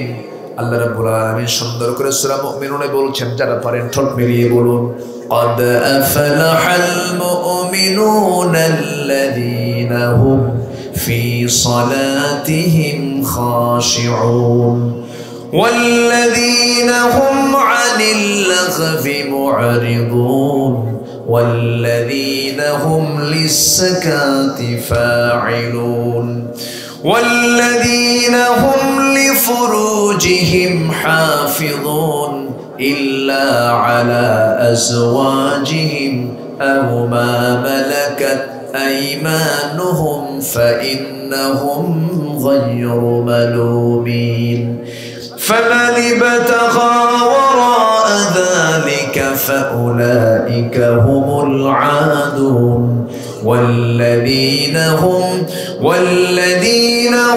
لأماناتهم وعهدهم راعون والذين هم على صلواتهم يحافظون أولئك هم الوارثون الذين يرثون الفردوس هم فيها خالدون جربوا الله أكبر আপনারা কি বিরক্ত হচ্ছেন? এই যে বারবার আয়াত বলতেছি, কষ্ট হচ্ছে না তো? অনেক দিন আগে একটা মাহফিলে গিয়েছিলাম, 20 গ্রাম, নাম শুনেছেন তো? বেশি গ্রাম না, মাত্র 20 গ্রাম, 20 গ্রাম। সে মাহফিলে গিয়ে আমি মাঝে মাঝে একটু আয়াত বলি, একটু হাদিস বলি। এটা আরবি তো, আয়াত হাদিস আরবি না বলি। তো এক মুরব্বীর সামনে থেকে দাঁড়ায় বলে, হুজুর একটু বাংলা বলেন, আরবি তো বুঝি না। কি মুসিবত কম! এদেশে কিন্তু ওয়াজ করাও সহজ না, খুব জটিল। আপনাদের ভাষাও তো আমার কাছে খুব একটা পরিচিত না। আপনাদের ভাষা কিন্তু সম্পূর্ণ ভিন্ন। কি ঠিক আছে না? এটা ভিন্ন। বাংলা থেকে কি এটা চাটগাইয়া ভাষা। কি ভাষা? চাটগাইয়া ভাষা। চট্টগ্রামের ভাষাটা সম্পূর্ণ ভিন্ন। এর মধ্যে আরবিও আছে। আরবি আছে না নাই? এই যে কাদাহ, কাদাহ আছে না? কাদাহ, কাদাহ মানে কি? হ্যাঁ, পিয়ালা। যে কাদাহ যেটা রাখে, কাদহুন, কাদহুন মানে পিয়ালা। এটা কিন্তু আরবি শব্দ। এটা কি শব্দ? আরবি শব্দ। আচ্ছা, এরপরে ইন্দি বইয়ুন। কি ইন্দি কয় না? ইন্দি এটা আরবি শব্দ। ইন্দুন মানে কাছে, আর ইয়া মানে আমার। ইন্দি, ইন্দি বইয়ুন মানে আমার কাছে বসো। এর মধ্যে আরবি ঢুকে গেছে, দেখছেন? এরকম করে অনেক আরবির অনুপ্রবেশ, কারণ বাংলাদেশে ইসলাম ঢুকেছে চট্টগ্রাম দিয়ে। সুবহানাল্লাহ বলবেন না? প্রথম ইসলাম কবুল করেছে আপনার এলাকার মানুষ। কত বড় কথা এটা। কিন্তু ভাষা তো আপনাদের বুঝি না, আমি বুঝি না তা না, গালি দিলে টের পায়। বুঝি, বুঝি না তা না, বুঝি। তবে ভাষা খুব মজার ভাষা, আপনাদের দরদ দিয়ে কথা বলেন আপনারা, অনেক সুন্দর ভাষার মধ্যে টান আছে, একটু মজা আছে। ওই যে বেড়া বানায় না, বেড়া যেটা ছাগল টাগল যেন কোনো গাছ না খায়, ওই একটু ফাঁকা ফাঁকা করে টিয়ারা টিয়ারা, আমি এটা মুখস্থ করছি। এরকম করে কিছু কিছু শব্দ আমার মুখস্থ আছে। কত যে ভাষা, এই ভাষার মালিককে বলেন তো? ছোট্ট বাচ্চা এই এলাকায় 5 বছর 6 বছর, সেও কিন্তু বলতেছে, ফাইন করে কথা বলে, মার কাছ থেকে ভাষাটা শিখলো। এই শিক্ষা জ্ঞান কে দিয়েছেন? আল্লাহ দিয়েছেন। কথায় তো কথা বাড়ে। তাহলে মুমিনের ভিতরে আল্লাহ তাআলা বলছেন সূরা মুমিনুনে, মুমিনদের ভিতরে 7টা গুণ থাকা চাই। নাম্বার 1 হলো তারা নামাজটাকে সুন্দর করবে, খুশু-খুশুর সঙ্গে আদায় করবে। নাম্বার 2 হলো বেহুদা কোনো কথা জিহ্বা থেকে ঠিক হয়ে যাবে, এই জন্য জিহ্বাকে আমরা কন্ট্রোল করবো। জোরে বলি ইনশাআল্লাহ, আরো জোরে বলি ইনশাআল্লাহ। জিহ্বা দিয়ে কথা বলে, জিহ্বা দিয়ে খাবার খায়, এই দুটোই কন্ট্রোল করার দরকার আছে না নাই? জিহ্বা দিয়ে হারাম কোনো কথা বলা যাবে না, আর জিহ্বা দিয়ে হারাম কোনো খাবারের স্বাদ নেওয়া যাবে না। এই জিহ্বা দিয়ে সকল কিছু, জিহ্বাকে কন্ট্রোল করতে হবে, জিহ্বাকে নিয়ন্ত্রণ করতে হবে। রাগ দেখানো যাবে না, জিহ্বা দিয়েই তো তালাক মারে, মারেন তালাক টালাক মারে। প্রায় ফোন আসে, প্রায় ফোনে বলে হুজুর কাম তো সারছে, কি তালাক দিছে, কিরকম করে তালাক দিছেন হুজুর? তালাক তো মারছি, আমার শাশুড়ি শুদ্ধ তালাক দিছে। আসেন এরকম, আসে না নাই? সব কিসের কাম বলেন? কিসের কাজ? জিহ্বাকে যত বিশ্রাম দেব আমরা, তত ভালো থাকবো আমরা। জিহ্বাকে কখনো বেশি ব্যস্ত রাখা যাবে না, কথা কম বলাও না যাত। এরপর আল্লাহ রাব্বুল আলামিন বলেছেন জিহ্বা কন্ট্রোল করো, নামাজটাকে সুন্দর করো। নাম্বার 3 হলো যাকাতটা ঠিক মতো আদায় করো। নাম্বার 4 হলো লজ্জাস্থানের হেফাজতটা করো, ওয়াদা ঠিক রাখো, আমানত ঠিক রাখো। কিছু কিছু মানুষ আছে নামাজে পড়ে, রোজাও রাখে, কিন্তু ওয়াদা ঠিক নাই। আসতে বলবেন না, আছে না নাই? আমানত ঠিক নাই, বোনের সম্পত্তি ভাই দখল করে রাখছে, আছে নাকি? এলাকায় মনে হয় বোনের সম্পত্তি ভাইরা সব দিয়ে দেয়। হ্যাঁ, সবাই দিয়ে দেয়। বোনের সম্পত্তি মেরে খায়। বাপ মারা গেছে 1 যুগ আগে, কিন্তু বোনকে তার সম্পত্তি বুঝে দেয় না। বছরে 2-3 বার মাঝে মাঝে দাওয়াত দেয়। বোনটা ভাইয়ের দাওয়াতে চলে আসে, বাপ মা তো মারাই গেছে। লজ্জার মুখে ভাইকে কিছু বলতে পারে না। মাঝে মাঝে আসে, কিন্তু মুখ দিয়ে বলবে কেমনে? ভাই তো কিছু বলে না। শেষ পর্যন্ত ভাই 2-3 বার বছরে দাওয়াত দিয়ে আসতে করে পাশে বসায় বলে, বোন শোনো, সংসার করতেছো, বউ বাচ্চা আছে, স্বামীর ঘরে চলে গেছো, সম্পদ নিয়ে কি করবা? অংশ নিলে কিন্তু ধ্বংস হয়। দেখছেন কি ফতোয়া? এটা শয়তান থেকে ওহী নাযিল হয়েছে, তাই না? আছে না এগুলো? আছে। মুখে দাড়িও আছে, মাথায় টুপি আছে, হজও করে আসছে, বাপ হয়ে মেয়ের সম্পত্তি ছেলেকে লিখে দিয়েছে, এমন হারামি বাপ আছে না নাই? মাহফিলে কি মায়েরা আসছে? মায়েরা খুব খুশি, হুজুর কেবল আমাদের ওয়াজ শুরু হয়েছে। ঠিক আছে না? বোনকে সম্পত্তি বুঝে দিবেন না কেন? মেয়েকে কেন দিবেন না? আপনার কোন আইন হাতে নাই। লিযযাকারি মিসলু হাযযিল উনসাইন, তিলকা হুদুদুল্লাহ। আইনকে লঙ্ঘন করা যাবে না। আল্লাহ তাআলা মেয়ের অংশটাকে আগে ভাগ করে দিয়েছেন, মেয়ের অংশটাকে আগে ভাগ করে দিয়েছেন। অনেক বাপ আছে হজে যাবে, হজে যাওয়ার আগে 5-6টা মেয়েকে দাওয়াত দিয়ে বাড়িতে নিয়ে এসে বলে, মা শোনো, হজে যাচ্ছি, যদি মরে যায়, আমার একটা মাত্র ছেলে, তোমরা মরে গেলে অংশগুলো পাবে না। না, তোমাদের অংশগুলো আমার ছেলের নামে আমি লিখে দিতে চাই। ওর কি হজ কবুল হবে নাকি? আজ তো হজ কবুল হবে? হবে না। এগুলো বান্দার হক। কার হক বলে? বান্দার হক। কোন হক লঙ্ঘিত কোন আল্লাহর দরবারে মাফ নাই। আপনার তওবা কবুল হবে না। হাজারবার তওবা করেন, তওবা কবুল হবে না। আপনার সম্পত্তি কারো মেরে খেয়েছেন, কারো হক নষ্ট করেছেন, তওবা কবুল হবে না। তওবা কবুলের শর্ত হলো 5টা। নাম্বার 1, আপনি আল্লাহর কাছে একমাত্র তওবা করবেন। নাম্বার 2 হলো অনুতপ্ত হতে হবে, অনুশোচনা প্রকাশ করতে হবে। নাম্বার 3, যে গুনাহ করেছি সেই গুনার জীবনে করব না এমন প্রতিজ্ঞা করতে হবে। নাম্বার 4, ও আল্লাহ তোমার কাছে ফরিয়াদ করি ভবিষ্যতে কোনো গুনার দিকে যাব না। নাম্বার 5, বান্দার হকগুলো ফেরত দিয়া, বান্দার যে হকগুলো আছে ফেরত দিয়ে তওবা করতে হবে। আপনি আইল ঠেলে ঠেলে 10 শতক জমি 20 শতক বানায় নিছেন, ক্ষমতার দাপটে মানুষের বাড়ি দখল করে বলতেন আল্লাহ তুমি আমার হজ কবুল করো, টাকা পড়ছে আল্লাহ। ঠিক কিনা বলেন? এরকম আছে না? বান্দার হক নষ্ট করে আপনি তওবা কখন আল্লাহর দরবারে কবুল করে নিতে পারবেন না। এই জন্য তাওবাতুন নাসুহা, তাওবাতুন নাসুহা মানে হলো সকল শর্ত পূরণ করে আল্লাহর কাছে চাইতে হবে আল্লাহ আমার গুনাহগুলোকে মাফ করে দাও। এই জন্য আমরা মাফ চাইবো কার কাছে? আসতে বলবেন মাফ চাইবো কার কাছে? তওবা করবো কার কাছে? গুনাহ আছে না নাই বলেন? গুনাহ থাকলেই তো মাফ চাইতে হয়। গুনাহ আমাদের আছে, আল্লাহ আমাদেরকে মাফ করবেন, জোরে বলি ইনশাআল্লাহ। মাফের মতো মাফ আমরা চাইবো, জোরে বলি ইনশাআল্লাহ। আমার ভাইয়েরা, এরপর আল্লাহ তাআলা বলছেন ওয়াদা যার ঠিক থাকবে, আমানত যে ঠিক রাখবে সেটাই হলো প্রকৃত মুমিন। দেখবেন কিছু মানুষ আছে ঋণ নিয়ে কোনো চিন্তা নাই। 3টা কাজ খুব দ্রুত করতে হয়। মেয়ে বড় হলে তাড়াতাড়ি কি দেওয়া? বিয়ে দেওয়া। মানুষ মারা গেলে তাড়াতাড়ি কি করা? দাফন করে ফেলা। নাম্বার 3 হলো যদি কোনো মুমিন বান্দা ঋণ করে ফেলে, ঋণ হওয়া মাত্রই তার তাড়াতাড়ি ঋণ পরিশোধ করা। ঋণ পরিশোধের কোনো চিন্তা থাকে নাকি? এমন ধনী আমার দেশে আছে, বিশাল বড় বড় গ্রুপের মালিক, তারা 5,000 কোটি টাকার লোন, তার সমস্ত সম্পত্তি মিলে সে হলো 2,000 কোটি টাকার মালিক। 3,000 কোটি টাকা সে এক্সেস নিয়েছে, যা তার নিজস্ব সম্পদ নাই। এগুলো কি শুধু ফকির না ভিআইপি ফকির? কি ফকির কম? আমি কি ভুল বলছি? ওরাই তো বড় ফকির। 5,000 কোটি টাকা ব্যাংক থেকে তুলে নিয়েছে। ওর সমস্ত স্থাবর সমস্ত সম্পত্তি বিক্রি করলে বের হবে 3,000 কোটি টাকা। ও নিয়েছে আরো 2,000 কোটি টাকা বেশি। এই যে 2,000 কোটি টাকা সে নিল, সে কি মানুষ আছে না ফকির? বলেন কি সিম্পল ফকির না ভিআইপি ফকির? আগে মরো, আগে মরো। শহীদের শাহাদাত ক্যান্সেল হয়ে যাবে, শহীদের শাহাদাত ক্যান্সেল হবে ঋণের কারণে।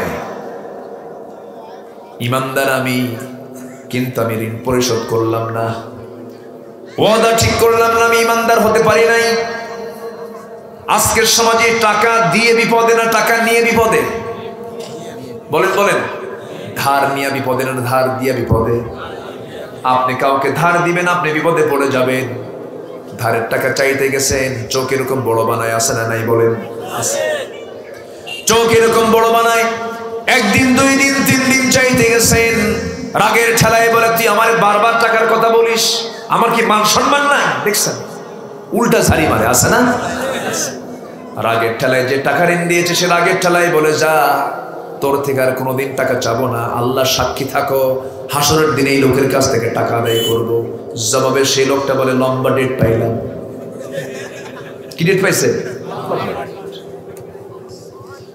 আল্লাহ বলছেন না রে না, নামাজ পড়বি ওয়াদা ঠিক নাই, নামাজ পড়বি আমানত ঠিক নাই, নামাজ পড়বি তুই বান্দার হক মেরে খাইছিস, তুই ইমানদার না, তুই মুনাফিক। তুই কি?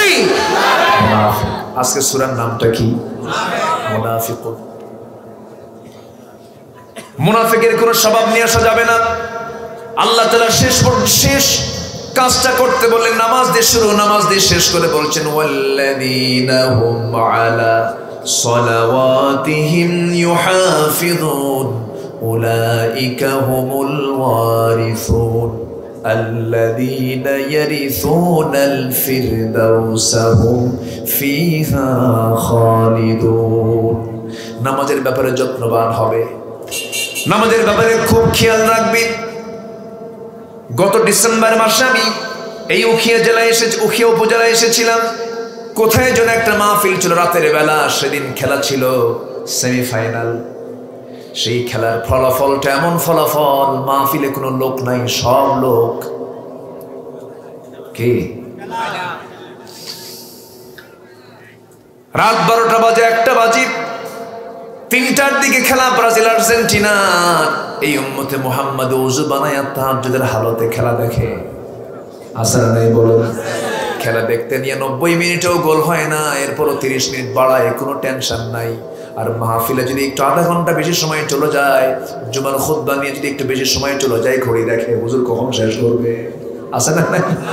আছে না নাই? মাহফিলে বসে যদি মজা না পাওয়া যায়, কোরআন শুনে যদি, কোরআন তেলাওয়াত করে শুনে যদি মজা না পাওয়া যায়, সেজদায় থেকে যদি মজা না পাওয়া যায়, এরপরে জিকির আজকারে যদি মজা না পাওয়া যায়, কোরআন তেলাওয়াতে যদি মজা না পাওয়া যায়, একাকী ঘরে একা থেকে যদি আল্লাহর ভয় না সৃষ্টি হয়, ভাবতে হবে নফসের ভিতরে বড় ধরনের শয়তানি ওয়াসওয়াসা ঢুকছে। ঠিক না? আফসোস, যেদিন ফাইনাল খেলা, আব্দুর রহমান ভাই, যেদিন ফাইনাল খেলা জামালপুরে আমার মাহফিল, যে মাহফিলে লক্ষ জনতার ঢল হয়, সেখানে মাত্র কয়েক হাজার মানুষ। যারা এই মাহফিলে এসে বলতো কোরআন ছাড়া অন্য কিছু, তারা গেছে কোথায়? কোথায় গেছে? খেলা হলো আর্জেন্টিনা ব্রাজিল, খেলা হলো আর্জেন্টিনা ব্রাজিল। সেই আর্জেন্টিনা কোথায়, ব্রাজিল কোথায়? আমার দেশের ব্রাহ্মণবাড়িয়ায় 2 গ্রুপে 3 জন শহীদ মারামারি করে। কি কথা বলছেন না? আছে না নাই? ইমানদার কখনো বেহুদার সময় নষ্ট করবে না, ইমানদার বিজাতীয়দের কোন সংস্কৃতি লালন করবে না, নামাজ নষ্ট হয় এমন কোন কাজে যাবে। আমাদের কি বেহুদার সময় নষ্ট করি না? আমরা নষ্ট করা যাবে না, কারণ যে কোনো মুহূর্তে মরে যাব, সময়কে নষ্ট আমরা করব না। মুনাফিকের কোনো সিমটম নিয়ে আসা যাবে না। মুনাফিক হয়ে যদি মরণটা হয়ে যায়, সোজা জাহান্নাম যেতে হবে, জাহান্নামের তলদেশে স্থানটা হয়ে যাবে।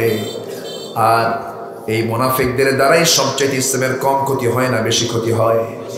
আসতে বলবেন না, কম ক্ষতি না বেশি ক্ষতি? বেশি ক্ষতি হয়ে যায়।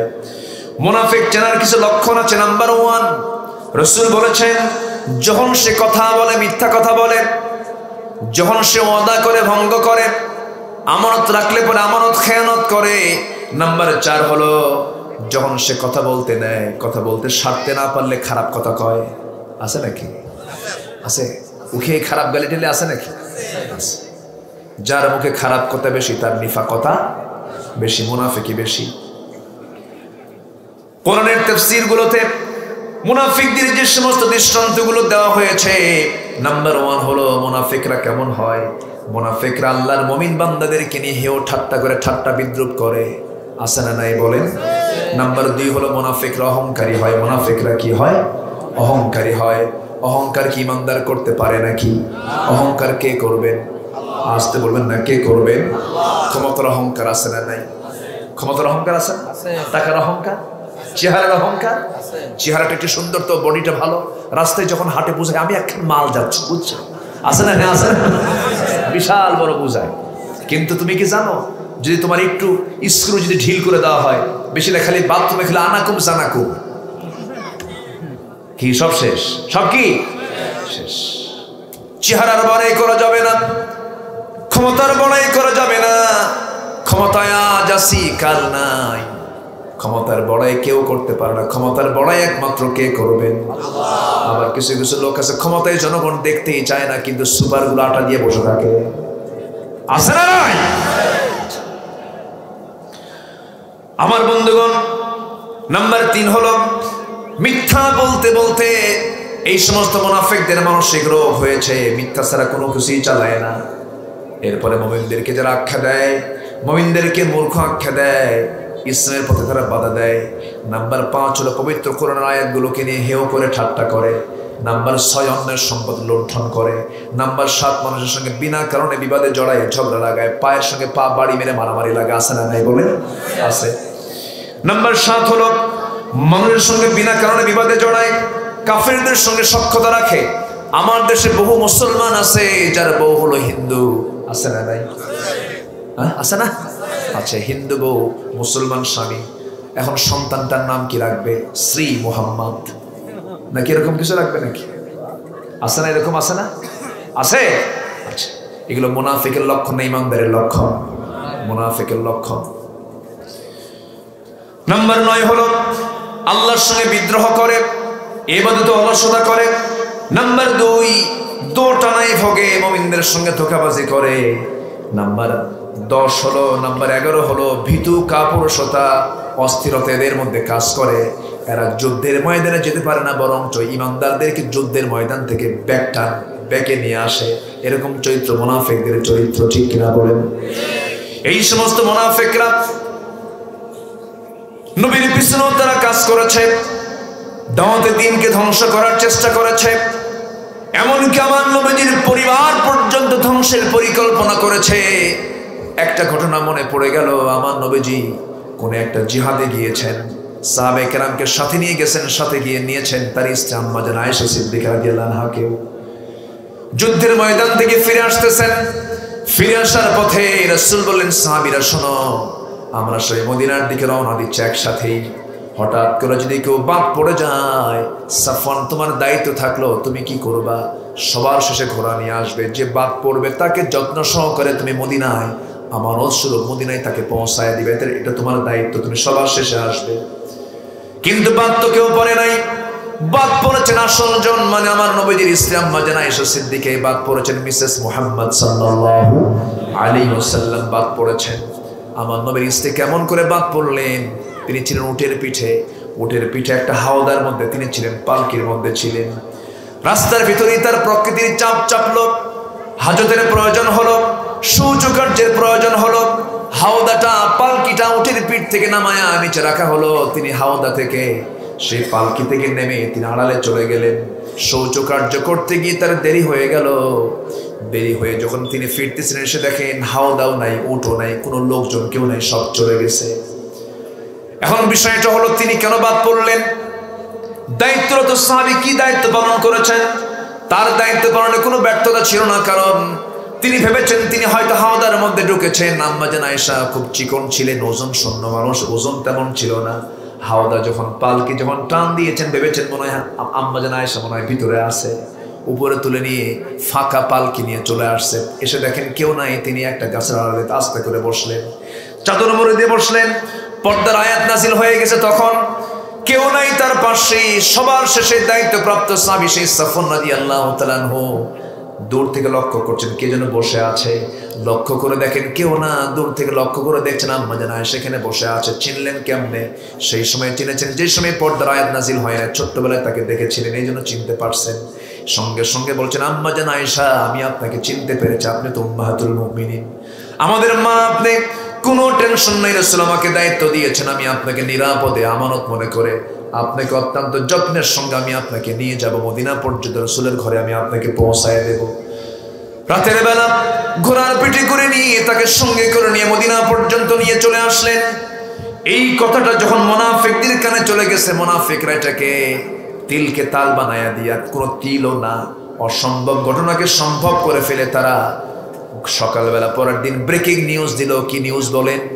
Breaking news, update news. তোমরা কি জানো গোটা রাত ধরে আয়েশা একজন পরপুরুষের সঙ্গে ঘোড়ার পিঠে চলে আসছে, তার চরিত্র ঠিক নাই। যেরকম নাউজুবিল্লাহ, এই চরিত্রে মানুষগুলো এখনো আছে না নাই? আসতে বলবেন না, আছে না নাই? এই মুনাফিকের নবীজির সংসার জীবন শুধু নয়, রাজনৈতিক জীবন, রাষ্ট্রীয় জীবন, জিহাদের ময়দানে পর্যন্ত তারা বিরোধিতা করেছে, ঠিক কিনা? এখনো আছে না নাই?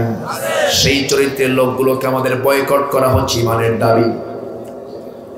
ওদের সঙ্গে কোনো সম্পর্ক রাখা যাবে না, কারণ আল্লাহ রাব্বুল আলামিন বলছেন, ইয়া আইয়ুহান নাবিয়্যু জাহিদিল কুফফারা ওয়াল মুনাফিকিনা ওয়াগলুয আলাইহিম ওয়া মাআওয়াহুম জাহান্নাম ওয়া বি'সাল মাসীর।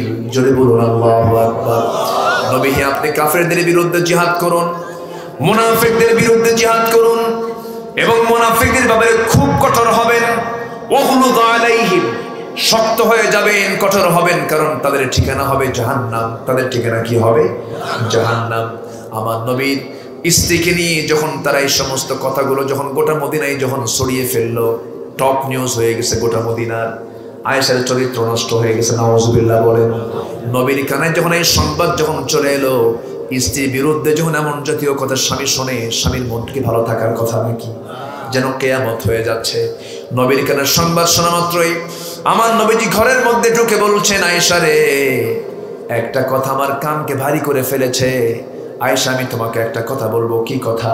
আমি তোমাকে অবিশ্বাস করছি না, ভালো কথা, কিন্তু যে কথাটা মদিনায় ছড়ে গেছে এই মুহূর্তে, আমার মনে হয় তোমার আমার ঘরে না থেকে তোমার বাবার ঘরে যাওয়া দরকার। তুমি তোমার বাবার বাড়িতে চলে যাও। এই কথা যখন স্বামীর মুখ থেকে কোনো স্ত্রীর মুখে স্ত্রীর কানে আসে, ভালো লাগবে না খারাপ লাগবে? আকাশ যেন ভেঙে পড়লো তার মাথায়, চুল পরিমাণ তার কোনো দোষ নাই। মুনাফিকরা কি বড় একটা প্রপাগান্ডা শুরু করে দিল, নবীজির সংসার জীবনে তার অস্থিরতা সৃষ্টি করে দিল। আমার নবীজি বলছেন, আয়েশা শোনো, চলে যাও তুমি তোমার বাবার বাড়ি। আম্মা জান আয়েশা বলছেন, ইয়া রাসূলুল্লাহ, আমি আপনাকে শুধু আমার স্বামী মনে করি না, আপনি তো বিশ্বনবী, আল্লাহর পয়গম্বর, আমি আপনাকে সম্মান দিয়ে কথা বলছি।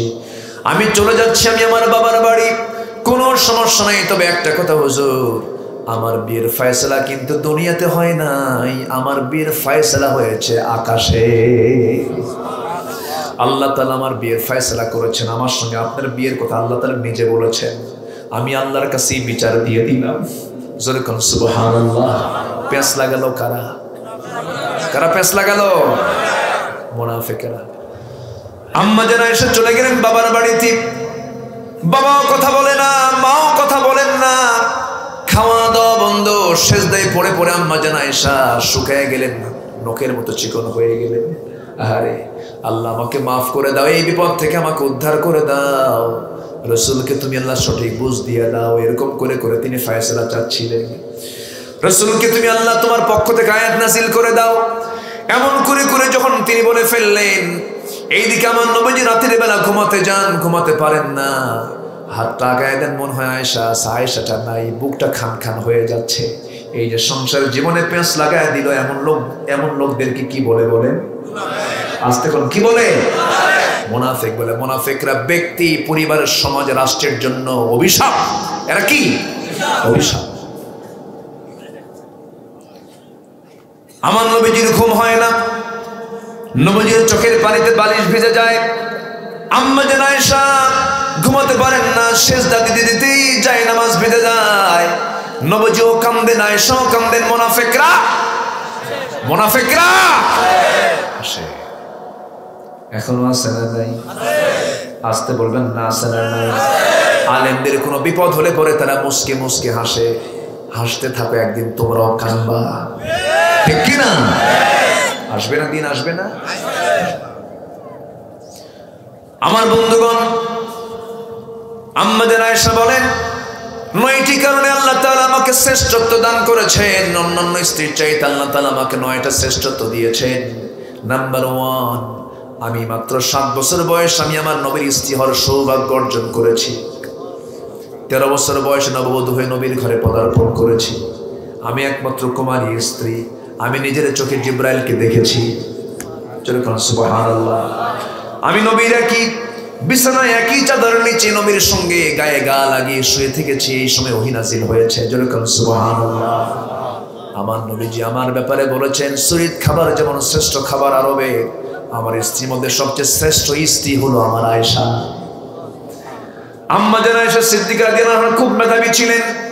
7 দিন ধরে যত হাদিস নবীজি বলেছেন, নবীজি যত কথা বলেছেন, সকল সাহাবীকে ডাক দিয়ে বলা হলো, কে কে বলো, আমার কথাগুলো বলো তো দেখি। সবাই সম্পূর্ণ বলতে পারলেন না। আম্মা জান আয়েশাকে বলা হলো, আয়েশা আমি কি কি বলেছি 7 দিন বলো তো। ফার্স্ট টু লাস্ট হুবহু তিনি বলে দিলেন। তিনি ছিলেন সুপার কম্পিউটার। যেরকম সুবহানাল্লাহ।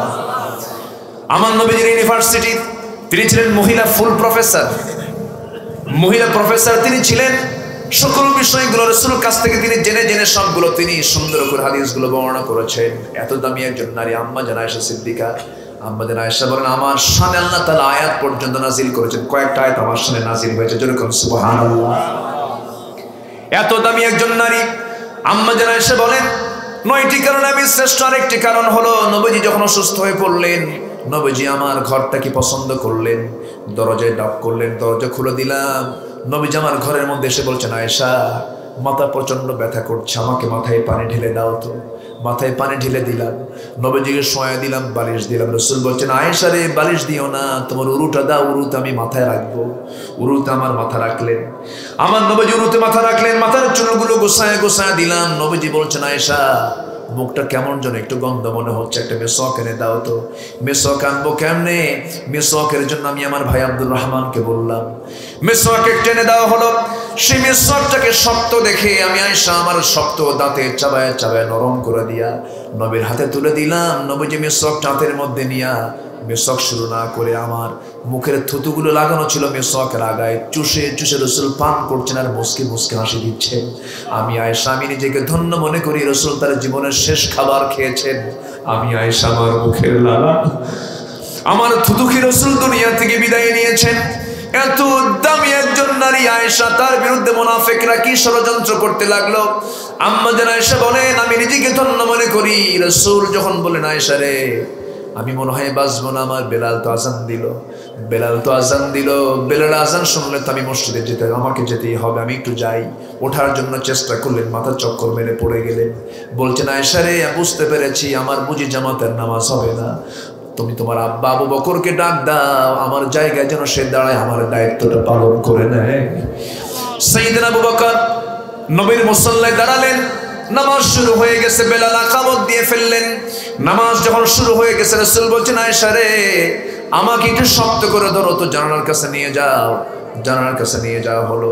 জানালার কাছে রাসূল মাথা উঁকি মেরে নামাজের দৃশ্যগুলো দেখতেছেন। সাহাবায়ে কেরামের সাহাবীরা সারা জীবন নামাজ পড়েছেন নবীর পেছনে, আজকে নতুন ইমামকে পায়া সাহাবীরা হাউমাউ করে কান্দে আর মনে মনে বলে, জীবনে বুঝার নবীর পেছনে আমরা নামাজ পড়তে পারবো না রে। সাহাবীরা কান্দে, সেই সাহাবীদের কান্না দেখে রাসূলও কান্দেন। আম্মা জান আয়েশা বলছেন, ইয়া রাসূলুল্লাহ আপনি কান্দেন কেন, কান্দেন কেন? সাহাবীরা তো নামাজ পড়ে। রাসূল বলছেন, আয়েশা রে মানুষের চোখের পানি দুই ভাবে পড়ে, একটা হলো চরম আনন্দে আর একটা হলো চরম দুঃখে। আমার চোখের যে পানি দেখতেছো এটা আমার চরম আনন্দের চোখের পানি। এই চোখের পানি আজকে আমার বের হচ্ছে একটা কারণ, সেটা হলো এই যে জামাতে জামাতে নামাজ সাহাবীরা পড়তেছে, এই নামাজ কায়েমের সংগ্রাম করতে গিয়া তায়েফের মানুষ আমাকে রক্তাক্ত করে দিয়েছে। এই নামাজের দাওয়াত দিতে গিয়ে উহুদের ময়দানে আমার দাঁত ভেঙে দিয়েছে কাফের মুশরিকরা।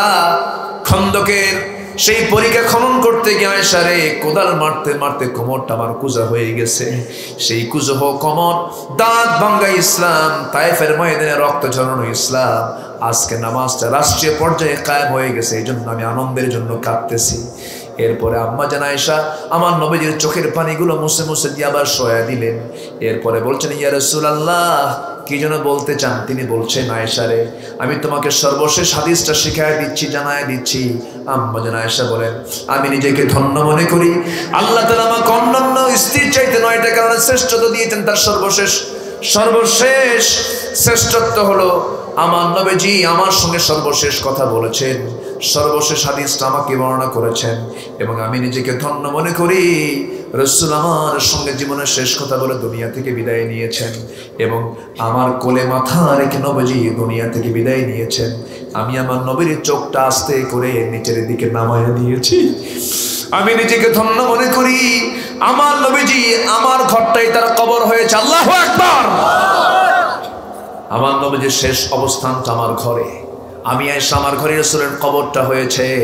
আমি চেয়েছিলাম নবীর পাশে আমিও শুয়ে থাকবো, কিন্তু আমার নিয়তটা ছিল নবীর ঘরে, নবীর কবরের পাশে আমি শুয়ে থাকবো। আমার জন্য জায়গা আমি বরাদ্দ করেছিলাম, কিন্তু মুসলমানদের খলিফা ওমর ফারুক যখন তার ছেলেকে পাঠালেন নবীর পাশে তিনি থাকবেন অনুরোধ যখন করেছেন, আমি ইসলামের বড় একজন খলিফার জন্য আমার জায়গা আমি ওমরকে দিয়ে দিয়েছি। জোরে বলুন সুবহানাল্লাহ।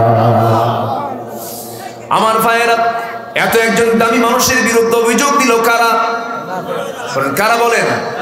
এখনো সেই মুনাফিকরা আছে না নাই? আসতে বলবেন না, আছে না নাই? মুনাফিকের লক্ষণগুলো আজকে আমরা শিখেছি, আমরা আমল করবো। জোরে বলি ইনশাআল্লাহ, জোরে বলি ইনশাআল্লাহ। আমার বন্ধুগণ, 40টা দিন চলে গেল, আল্লাহর পক্ষ থেকে ওহী নাযিল হয়ে গেল। নবীকে জানিয়ে দেওয়া হলো ইন্নাল্লাযীনা জাউ বিল ইফকি উসবাতুম মিনকুম। হে রাসূল, আয়েশাকে নিয়ে যারা বিভিন্ন রটনা যারা রটাইছে, যারা কুৎসা রটনা যারা সমাজে ছড়িয়ে দিয়েছে, সম্পূর্ণ ভিত্তিহীন কাল্পনিক কথা, ভিত্তিহীন কথা, আপনি এগুলো বিশ্বাস করবেন না, মিথ্যা অভিযোগ এগুলো। নবীর কাছে যখন আয়াত নাযিল হলো, আমার নবীজি দৌড় মেরে শ্বশুর বাড়ি চলে গেলেন। শাশুড়িকে ডাক দিলেন, আমার আয়েশা কোথায়, আমার হুমায়রা কোথায়, ভিতরে আছি। ভিতরে গিয়ে তাকে ডাক দিচ্ছেন বারবার, হুমায়রা, আয়েশা। মুখে কোনো হাসি নাই, কোনো হাসতেছেন না, চুপ মেরে আছেন তিনি। মেয়েরা সোজা হাড়ে না বাঁকা হাড়ে, আসতে কয়, সোজা হাড়ে না বাঁকা হাড়ে। পিছন থেকে ডাকেন, আয়েশা রে, তোমার জন্য আল্লাহ তাআলা আয়াত পর্যন্ত নাজিল করেছেন। মুখে হাসি না নিয়া একটু অভিমান করে জবাব দিচ্ছেন যে আমি কারো প্রশংসা করি না, আমি ইব্রাহিমের আল্লাহর প্রশংসা করি। কার আল্লাহ? ইব্রাহিমের কাছে চলে গেছে। আমার নবীজি বলছেন, আয়েশা তুমি রাগ করছো, আমি টের পাইছি। ইব্রাহিমের আল্লাহ কও কেন? আল্লাহু আকবার বলবেন না। তাদের রাগটাও ছিল নিয়ন্ত্রণের মধ্যে, নিয়ন্ত্রিত রাগ ছিল। আমার নবীজি তাকে হুমায়রা সম্বোধন করে লালি বলে প্রশংসা করে একদম খুশি বানায় নিজের বাড়িতে নিয়ে আসলেন। নবীও হাসেন, আয়েশাও হাসে। মুনাফিকরা ওদের চেহারা কালো হয়ে গেছে, ঠিক কি না? জবাব দেবেন কে? আল্লাহ। আমরা কার জবাবের অপেক্ষায় থাকবো? আল্লাহ। আসেন দোয়া করি নাকি? আলোচনা চালাবো? আলোচনা চলো। হুজুর বলুক 12টা বাজে, বলেন। হ্যাঁ, বাড়ি যাবেন না আপনারা? বাড়ি যাবেন না? থাকেন, আমি যাই। জি, খুব ভালো, বলি আলহামদুলিল্লাহ। ফজর পড়বেন কার? একটা হাত তুলে দেখান। ফজর দেখি, ফজর না পড়লে কি বলেন কি?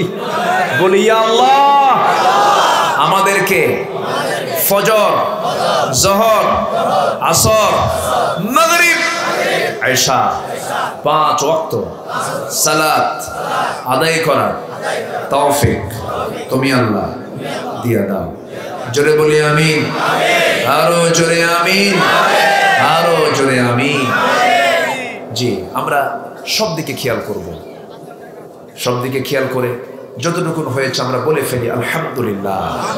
আমরা লম্বা একটা দোয়া করে বিদায় নেব। অনেক মা বোন মাহফিল আসছেন, এলাকার মায়েরা তো ভালো আলহামদুলিল্লাহ, অনেক এলাকার চাইতে ভালো। কি ওই মার্কেটে যায়?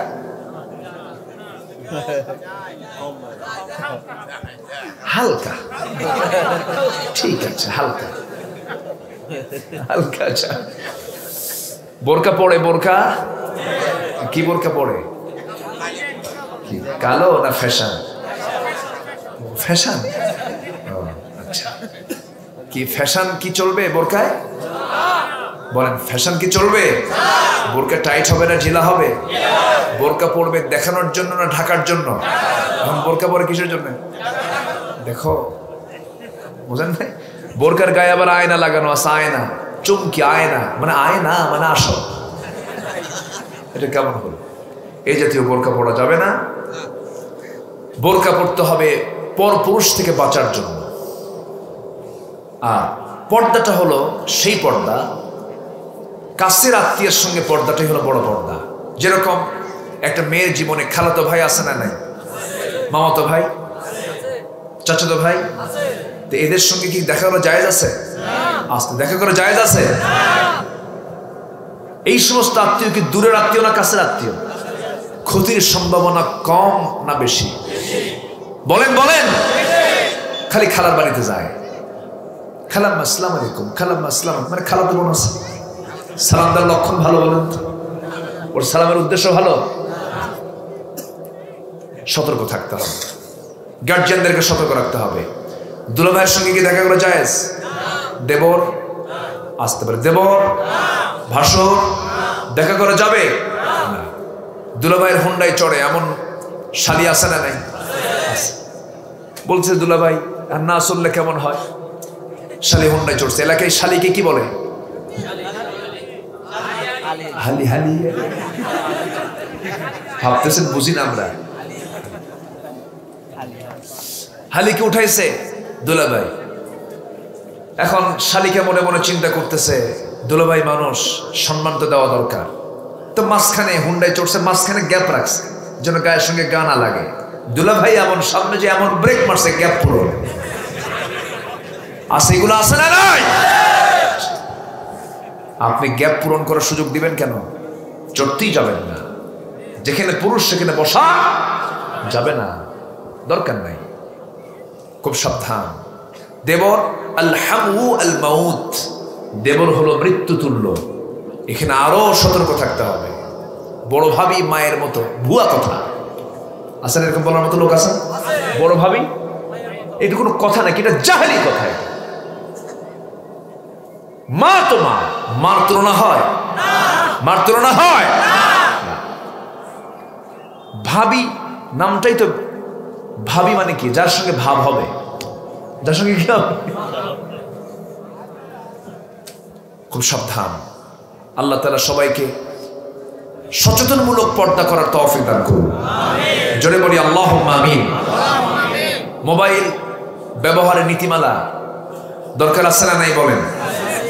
মোবাইল ব্যবহার করা জায়েজ কিনা আমাকে প্রশ্ন করেছে। আমি বললাম মোবাইল ব্যবহার করা তার না জায়েজ যার ঈমান খুব দুর্বল। যার ঈমান দুর্বল তার মোবাইল ব্যবহার করা যাবে না। কারণ মোবাইলে নষ্ট হওয়ার সম্ভাবনা কম না বেশি? কম না বেশি? বেশি। এখানে কিন্তু কন্ট্রোল করা এত সস্তা না।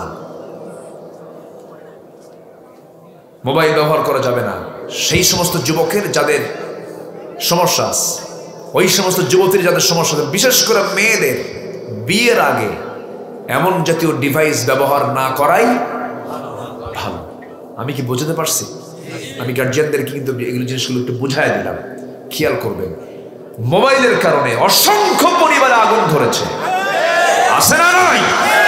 কার বউকে নিয়ে যায় এই মোবাইল? কার বউ কে নিয়ে যায়? প্রবাস থেকে স্বামী টাকা পাঠায়, বিকাশ হয়ে যায় আরেকজনের কাছে। আমি কি ভুল বলতেছি? বিকাশে যায় আরেকজনের কাছে। কেন? এই মোবাইল মিস কল মারে। কি মারে? মিস কল মারে। বলে হুজুর মিস কল তো কোরআন শরীফ আসছে, কোথায়? ফামাইয়া আমাল মিস কল। যেরকম নাউযুবিল্লাহ, এগুলো করা যাবে না। হ্যাঁ, টিকটক এই বুঝি না আমি, এগুলো সব কি যে খাউ মাউ আল্লাহই জানে। মোবাইল যারা ব্যবহার করে আমার কাছে মনে হয় কি জানেন, প্রতিবন্ধীর মতো।